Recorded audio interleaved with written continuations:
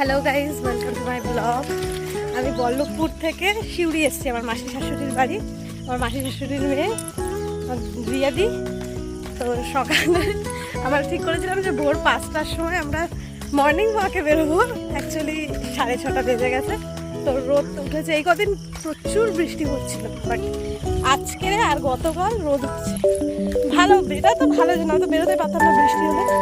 তো শিউরিতে আমাকে ক্যানেল দেখাতে নিয়ে যাচ্ছে রিয়া দিদি। একবার চারপাশটা তোমাদেরকে দেখিয়ে দিই। দেখো, আরেকজন ফোন করছে। খুব ভালো লাগছে, হাঁটতেও ভালো লাগছে। ক্যানেলের কাছে যাই, ক্যানেলের কাছে গিয়েও ভিডিও করবো। অবশ্যই বলবে কেমন হয়েছে, কেমন লাগছে জায়গাটা।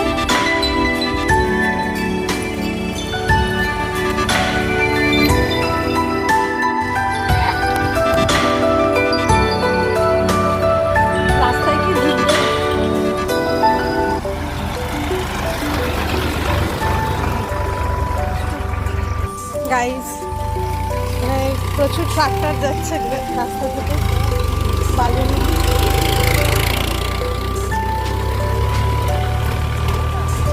এটা তো বালি নিয়ে যাচ্ছে।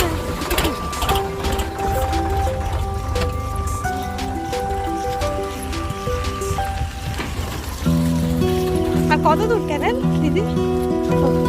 গাইস, ক্যানেলের কাছাকাছি চলে এসেছি। দেখি ক্যানেলের ওখানে গিয়ে ভিডিও করবো।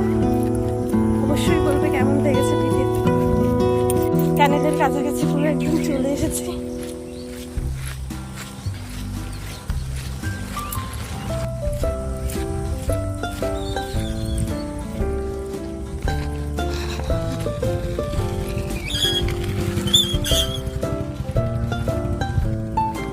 বাবা, এখানে মানুষের থেকে বেশি ছাগল আছে।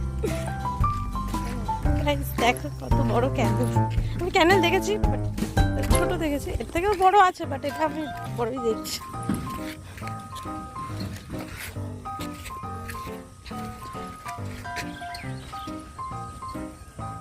এই সাইডেও আছে।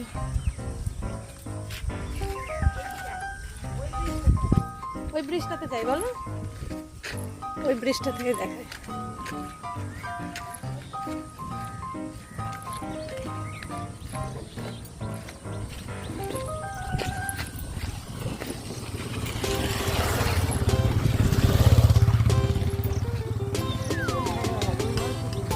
হ্যাঁ গাইস, এটা দুর্বল সেতু, এটাতে বেশিক্ষণ থাকা যাবে না।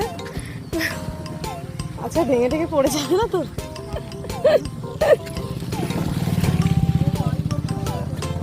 হ্যাঁ গাইস, কেমন লাগলো ভিডিওটা একবার বলবে।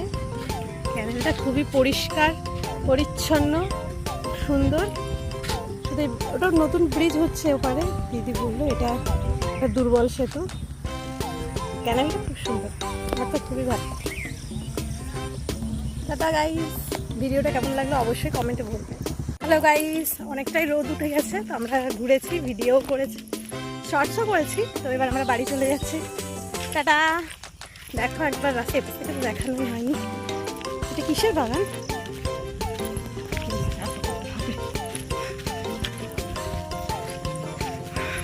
চলো গাইস।